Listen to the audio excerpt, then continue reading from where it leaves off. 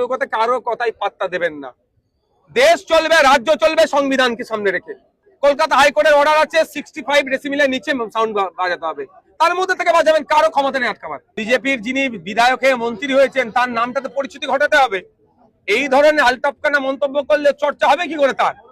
এইটার জন্য অনেক এসেছিল, অনেক চলে গেছে, অনেকে অনেক কথা বলেছিল। আমি বলবো এতটুকুই কথা, ক্ষুদিরাম টুডু মহাশয়কে মাদ্রাসা সম্পর্কে একটু পড়াশোনা করুন, মাদ্রাসা সম্পর্কে দেখুন।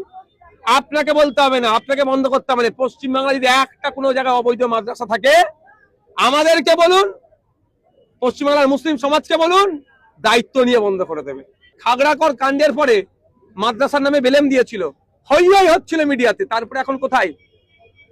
আল কায়দা যে বলেছিল, ওটা কি কায়দার বই কি আল কায়দা সাজিয়ে দিয়েছিল। বিজেপি মুসলিম সম্প্রদায়কে টার্গেট করছে, এটা অস্বীকার করার কোনো জায়গা নেই।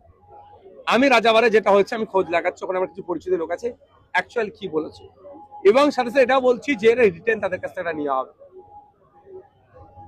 কারণ সংবিধানের আর্টিকেল 25 সম্ভবত বলা হচ্ছে ধর্মচারণের স্বাধীনতা দেওয়া হচ্ছে, আর আমরা সবাই, এবং সংবিধানের অন্য আর্টিকেলে বলা হচ্ছে ধর্ম, জাত, বর্ণ, লিঙ্গ আলাদা